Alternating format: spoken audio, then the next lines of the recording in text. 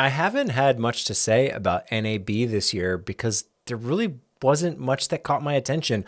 Obviously, the biggest news was Blackmagic and the Pixus 12K announcement. There's also some cool autofocus beta stuff that Blackmagic is doing with the cinema camera 6K. That's the only one that's getting the autofocus right now, from my understanding of it. So there's some cool stuff happening over at Blackmagic. 12K for 5K is pretty cool and impressive, but it's also not exactly what I'm looking for. So there's that, which we'll talk about. But even in general, NAB, just nothing really caught my attention this year. So there's always next year, which is nice. And it seems like there's just more coming at random times. I don't know, maybe it's looking back, rose-colored glasses, I don't know, whatever it is. But it seems like in previous years, NAB actually had bigger announcements from multiple companies, and now they're all kind of doing their own thing. So Panasonic Lumix had the S1R Mark II announcement before NAB by a decent margin, I'd say, where I guess maybe it kind of stood out, but also I think there's some benefit in riding those waves of NAB.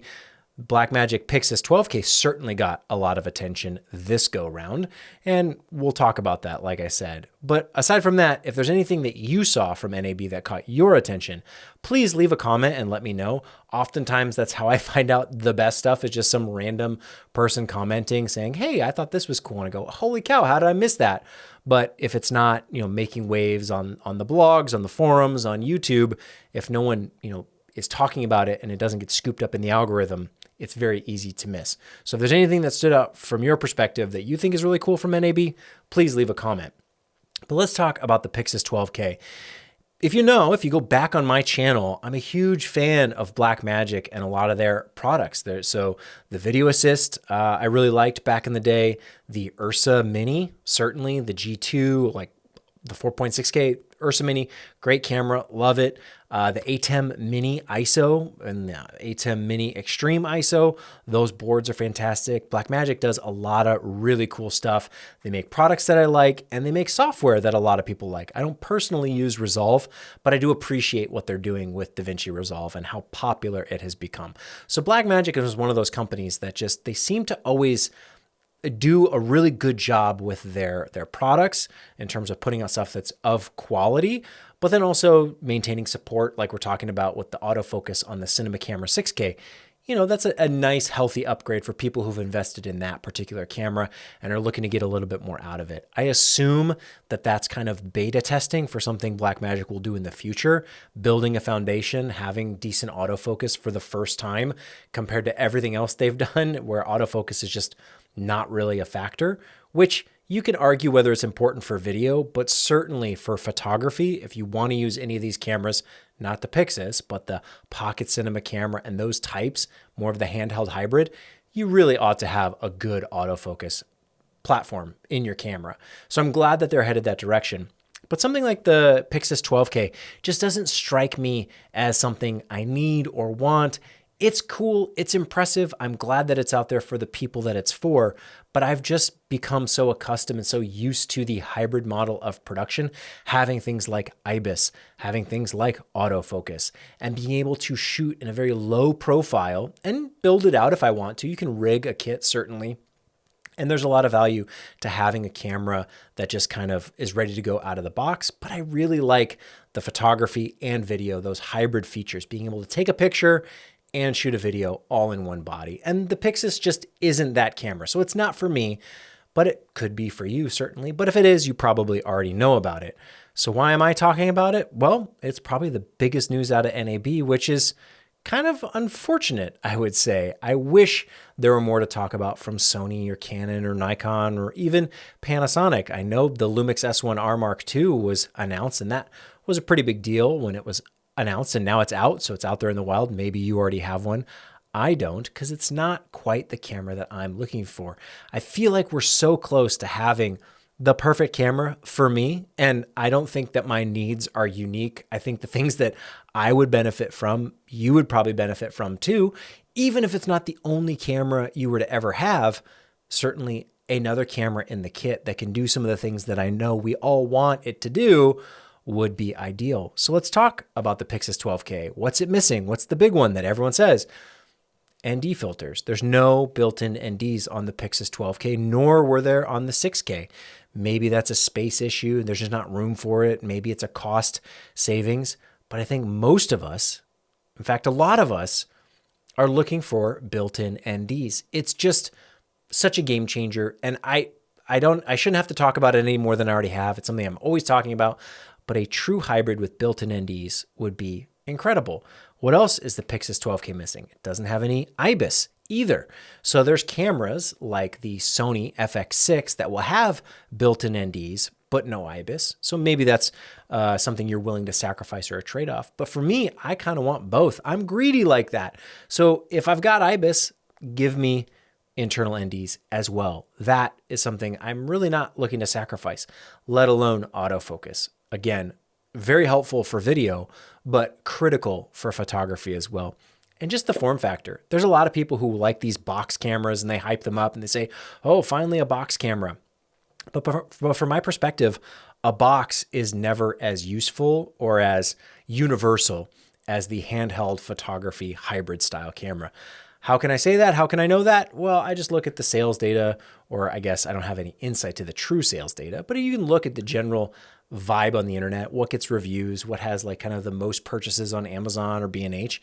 And Panasonic, Lumix, they've made box versions of their cameras that have sold not as well as the hybrid versions.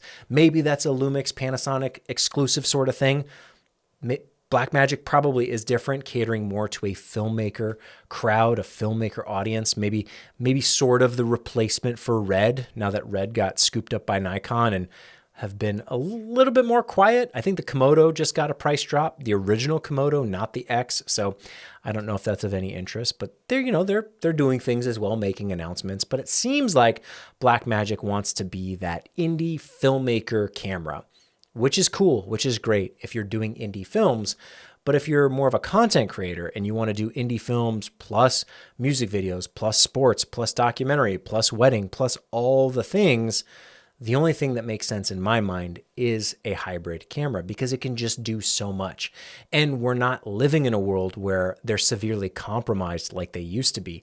Back when Blackmagic was making waves with things like the Ursa Mini, that was a different world. Hybrids were more compromised. We didn't have things like 4.6K and RAW and the high frame rates and all the cool stuff that the Ursa Mini was doing back then. But we have that now on almost all the hybrids. They're doing higher resolutions than ever before, up to like 8K now on something like the S1R Mark II, or Nikon and the Z8, or Canon and the R5 or the R5 Mark II. Even Sony has their fair share of cameras that shoot high resolution, high megapixel count, both photo and video. And we've got higher frame rates. We've got great dynamic range, log profiles. We've got 10-bit 422. We even have ProRes and RAW in some of these hybrid cameras. So the advantages, the benefits of shooting with Blackmagic, and yeah, I like B-RAW. Blackmagic RAW is great. It's awesome. I wish it were in more things, but I wish it were in a true hybrid, not just the Blackmagic cameras that, although some of them, like the cinema camera and the pocket cinema camera, have kind of that hybrid form factor, they're not really doing photography all that well, so I don't really need that form factor. For Blackmagic, it does make sense to do the box if they're not going to have photography be part of the camera. So I get it with what they're doing. It's just not for me. So I can't be yet another YouTuber hyping it up saying this is the greatest thing ever, because I just don't believe that for myself. I probably won't get a Pixus 12K. I didn't get the Pixus 6K for very specific reasons. Those reasons, my reasons, may not apply to you. I'm not saying it's a bad choice to buy these. I'm just saying it's not the choice for me. So I can't hype it up and say how cool it is, how amazing it is. It's technically impressive. It's nice to be on the market. More competition is good. I won't complain about more options out there, but I'll also give you my honest opinion and my gut reaction, my feedback of saying, yeah, well, it doesn't have internal NDs. There's no IBIS. I can't take a picture with it. So that's really what I want. A hybrid that can do those things, plus all the things that we've gotten used to that we take for granted now, like 10-bit 422, like 4K and above in terms of resolution, like higher frame rates, upwards of 60 frames per second. no crop. Obviously, that would be ideal. So when I look at the marketplace and what's available, what can you buy, what can you spend your money on? Because that always feels kind of fun, right? Buying something new, I look at a lot of the new stuff and it's just not new enough for me. It's not introducing new features, new benefits, new functionality that I would actually be able to take advantage of. Would I, 12K? Yeah, that's like a bigger number. That's nice. I'm sure the dynamic range is great. I'm sure the frame rates are awesome. I'm sure the form factor and the functionality is decent on the Pixus 12K, but I'm not getting anything groundbreaking or significantly new for the way I handle production and the types of jobs that I do. I want more built into those hybrids. And could they be a little bit bigger? Sure, if they need to be, to optimize thermal management. I don't want a hybrid that gives me all these great features for only 30 minutes at a time. It needs to perform reliably, consistently, over and over and over again, all day, every day, regardless of the conditions. So yeah, I'm greedy. I'm specific. I want all this stuff in one camera because we're so close. That's the thing. That finish line is right there. And I think we're all looking at it going like, when are we going to get there? We're still dealing with, external NDs. We're still doing audio recorders that are 32-bit because, you could get the box attachment for these Lumix cameras, but then it makes your rig a little bit more clunky. And now you got 32-bit, but maybe it's not always worth it. I don't know. There's a lot of like little parts sprinkled. The components are all out there. We know what we can do. It's just no one's doing it all in one. And I hope that we see that sooner rather than later. Because when it's that obvious for someone like me who's just saying, hey, wouldn't it be nice if all these things were in one box, in one camera that I can hold in my hand and take a picture and switch to video mode and record a clip and it doesn't overheat? I don't know. I would think we would have gotten there already. I would have thought that this could have been the NAB where we got that type of camera announced, but also maybe not. Maybe my needs are oddly specific and maybe I am being too greedy and it's not possible. But I also think that it is. And I think that the moment a company figures that out, it could be DJI, it could be, I don't know, Fuji, Olympus. I don't care. I don't care who does it. I just want someone to do it and realize that, yes, you can fit all of this in a hybrid. It might not fit in your pocket, but that's okay. I'm not shooting with the camera in my pocket. The camera is in my hands. I'm holding it. So as long as it's light enough to hold in one hand and take a picture and support with two hands, if I have a monitor and a bigger lens on it, I'm happy. I'm great. It doesn't need to be shaped like a box. It can be ergonomic. It can be comfortable to hold. I'm okay with that. If I want to turn it into a box, I can put a rig on it and, a cage and all that stuff. I just want to see hybrids realize their true potential, which is being the ultimate hybrid that can do anything you throw at it. There's no need or reason why you would have to have something like an FX6 to have internal NDs.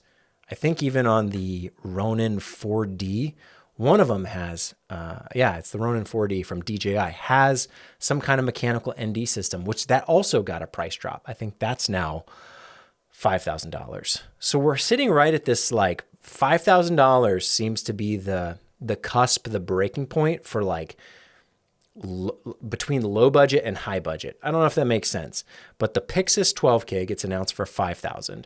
The Ronin 4D gets a price drop to $4,000. We've got something like the S1R Mark II at $3,300. We've got the R5 II at like $4,500. I'm forgetting what that is off the top of my head.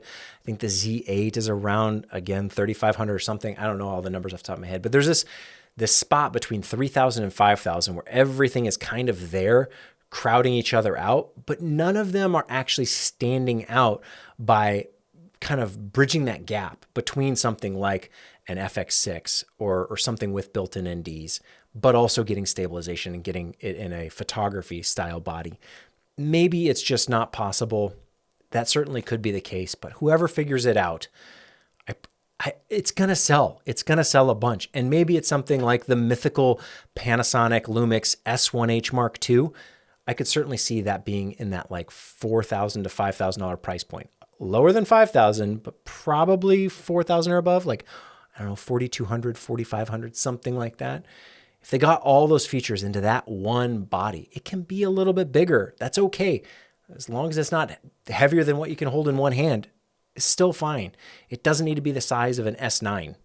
It doesn't need to be the size of whatever Sony's, the A7C, or like the Nikon ZF. Are those all the pocket cameras? There's lots of cameras out there that, yeah, they can fit in your pocket and they serve their job. But like a hybrid that just can take a picture, can also shoot a video, and has some of these nice new features that, and you notice I haven't talked about resolution.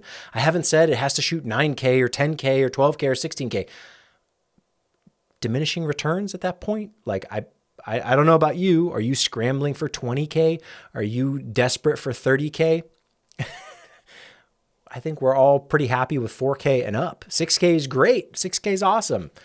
Let's stick with that. 8K, great, awesome to have, but I don't need it. 6K would be certainly more than enough for almost anything that I'm doing, and what I imagine most of us are doing as well. So was it an NAB to be excited for? I guess it depends on who you are. There's a lot of people who are really excited about the Pyxis 12K. I'm just not one of them, but that's maybe specific to me. I don't know. What are your thoughts? Let me know. Is there something from NAB that I missed? Let me know in the comments. Are you gonna actually buy a Pyxis 12K, or are you just excited for it? Because that's also the difference, the discrepancy. A lot of people can show up in the comments or on the forum saying, "Ooh, this is amazing. Oh, can't wait." Are you actually going to take that step and buy one? Have you pre-ordered it? Are you getting it day one sort of thing? Or are you just like hyping it up because it's cool and fun? That's also a difference. But let me know. What do you want to see from your perfect camera? We are very, very close. There's lots of things out there that kind of like, they're like scratching the surface, but no one's really pushed through and made what I would deem to be that perfect hybrid camera that I'm sure will come. I just wish it was already here at this point, because, you know, that's going to change ultimately how I work and my workflows and all of that. And that's what I'm looking for. More efficiency, more time savings, which leads to cost savings. It's all just a benefit, and a little bit more resolution or a slightly different form factor, or I don't know, an extra half a stop of dynamic range don't really make those big changes that I'm looking for in terms of workflow. It's more of the like put it all in one kit, so I don't have to have the 32-bit audio adapter or recorder. I don't have to have a whole set of ND filters that I'm constantly cleaning and changing and swapping, you know, taking time out of my day. One hybrid to rule them all. I think that's what a lot of people want. Certainly what I want, but let me know what you think.